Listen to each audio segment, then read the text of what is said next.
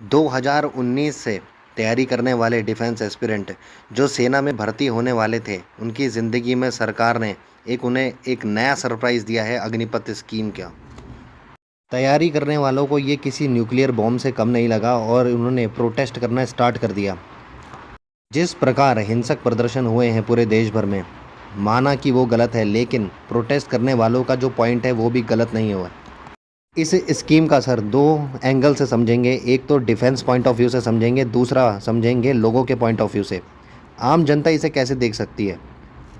आपको इस स्कीम का जो असर होने वाला है वो पूरा समझ में आ जाएगा, पूरा क्लियर हो जाएगा। पूरा देखना इस वीडियो को और शेयर ज़रूर करना। लाइक नहीं किया तो लाइक ज़रूर कर देना और सब्सक्राइब करना हमारे चैनल को। चलो वीडियो शुरू करते हैं।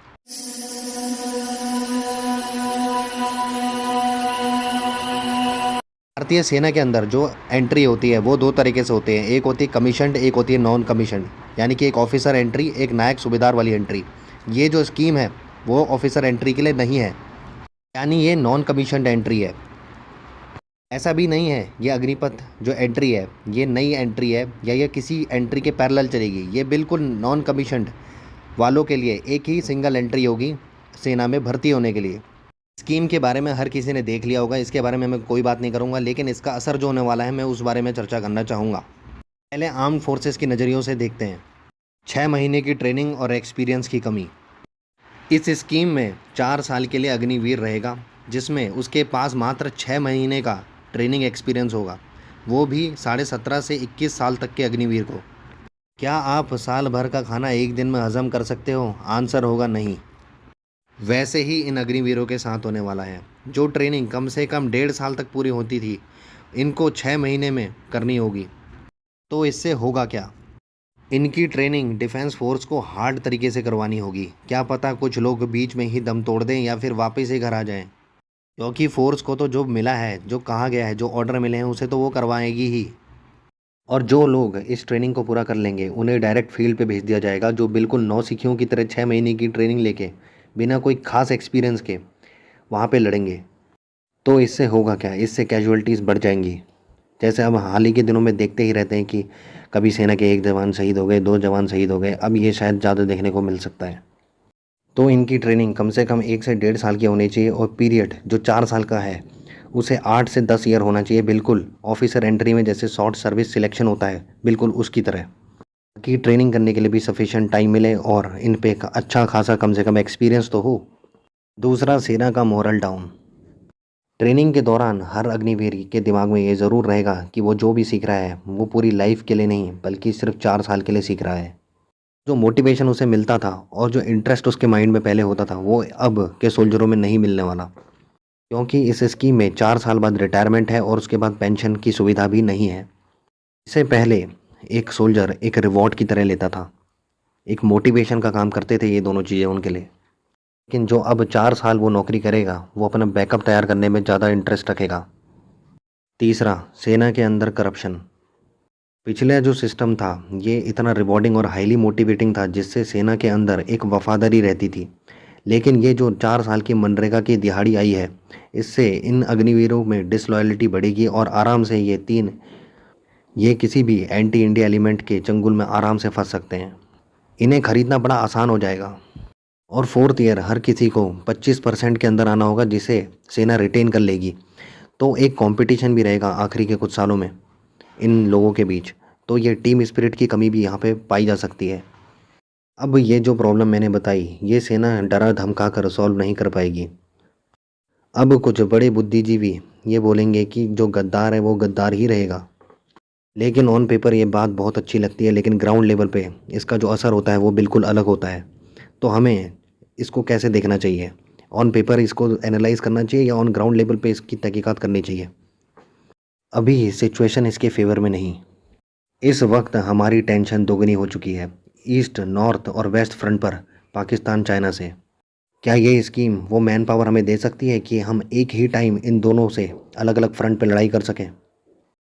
आज भी हमें कन्वेंशनल वॉर लड़ने पड़ते हैं, छोटे छोटे ऑपरेशन चलाकर आतंकवादियों को मारना पड़ता है, जिसमें एक एक्सपीरियंस सोल्जर हमें चाहिए और उनकी एक बहुत बढ़िया टीम चाहिए होती है। कल आर्मी ऑफिसर्स का कहना था कि आने वाली लड़ाई ड्रोनों से होने वाली है वो बात ठीक है, लेकिन आप क्या ये day to day conventional war को ऐसे ही छोड़ दोगे? रशिया और यूक्रेन के वॉर में हमने सोचा था 4 से 5 दिन मात्र लगने वाले हैं, लेकिन 100 दिन से ज़्यादा हो चुके हैं, अभी तक वो वॉर ख़त्म नहीं हुआ है। क्या रशिया की फ़ौज के पास इक्विपमेंट की कमी है जो इतने 100 दिनों में यूक्रेन की एक छोटी सी सेना को नहीं हरा पाई? ये हुआ inexperienced and less man power की वजह से। बीच में हमने खबर भी पढ़ी थी कि सीरिया से भी रशिया ने मर्सनरी मंगवाए थे, यानी कि किराए के गुंडे। कि रशियन सेना को मैन पावर की कमी पड़ गई थी। वहीं यूक्रेन ने भी सारे देशों को एक ऐलान कर दिया था, जो भी उनकी तरफ से वॉर में लड़ाई करेगा उन्हें वो अपनी सिटीजनशिप देंगे, जिसमें कई सारे इंडियंस ने भी अप्लाई किया था। वीडियो तक यहाँ तक पूरी पहुँच चुके हैं तो वीडियो को पूरा देखना, और हाँ, लाइक नहीं किया तो अभी लाइक कर देना और शेयर कर देना, वरना बाद में आप भूल जाओगे। अब इस मुद्दे को एक सिविलियन के तौर पे देखते हैं, जैसे आम प्रोटेस्टर देख रहे हैं। डिफेंस के ऑफिसरों ने कल बताया कि हम 12th की डिग्री देकर इनको रवाना करेंगे, जिनमें इसके साथ कई सारी स्किल और मिलिट्री का एक एक्सपीरियंस होगा। अग्निवीरों के बैच में से 25% फोर्स अपने पास रिटेन कर लेगी और बाकी 75% को घर भेज देगी। लेकिन इन 12th पास के सर्टिफिकेट के साथ और ये मिलिट्री के एक्सपीरियंस के साथ उन्हें नौकरी कौन देगा? जब वो कॉरपोरेट वर्ल्ड में जाएंगे तो उनसे पूछा जाएगा कि आप वो 75% में क्यों आए, 25% में क्यों नहीं रहे? प्राइवेट जॉब में इंटर पास को कैसी नौकरी मिलेगी? या तो वो कोई क्लर्क बन सकेगा या फिर कोई गार्ड के रूप में उसे नौकरी मिल पाएगी। प्रोटेस्ट के बाद धीरे धीरे ऐलान किया गया है कि इनको 10% रिजर्वेशन सीएपीएफ में मिलेगा और स्टेट पुलिस में भी इन्हें नौकरी दी जाएगी। स्टेट पुलिस में सालों साल रिक्रूटमेंट होती नहीं है, और बात करें सीएपीएफ की, तो आज जहां आर्मी, नेवी, एयरफोर्स ने ये कदम उठाया है, तो क्या सीएपीएफ ऐसा कदम नहीं उठाएगी? आने वाले समय में आपको सीएपीएफ में भी यही सब देखने को मिलेगा। कम से कम फोर्स को इन्हें टेक्निकल ग्रेजुएट कराना होगा, ताकि ये 4 साल बाद अपना भविष्य बना सकें। शॉर्ट सर्विस कमीशन, जिसके अंदर ऑफिसर एंट्री होती है, वो टेक्निकली ग्रेजुएट होते हैं। अगर उन्हें 10 साल बाद छोड़ा भी जाता है तो वो एक काबिल होते हैं किसी दूसरी जगहों में जॉब लेने के लिए। लेकिन इनका क्या? दूसरा, इससे मार्केट में अनएम्प्लॉयमेंट बढ़ जाएगी।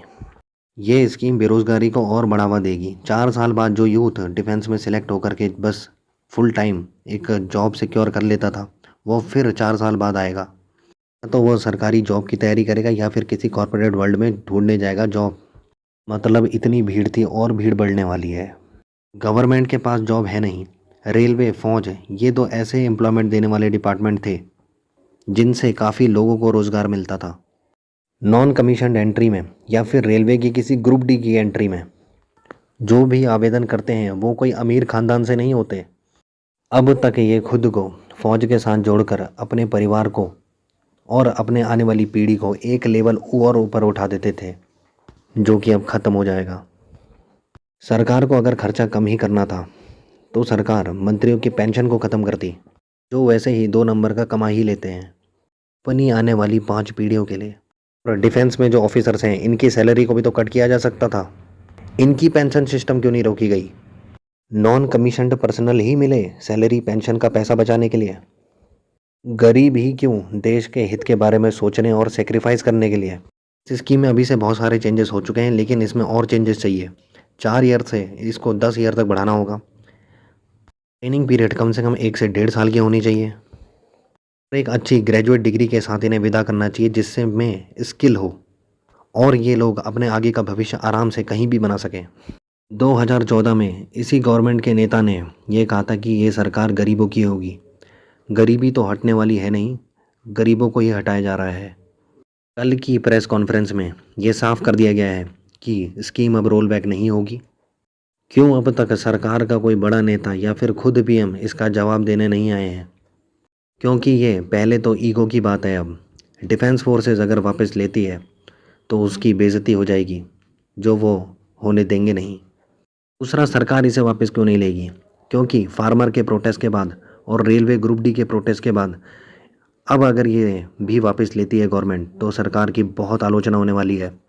फोर्स ने रिक्रूटमेंट प्रोसेस का बिल्कुल ऐलान ही कर दिया कल कि कब से फॉर्म भरे जाएंगे, कब से इसका शेड्यूल है, पूरा सब कुछ बता दिया गया है।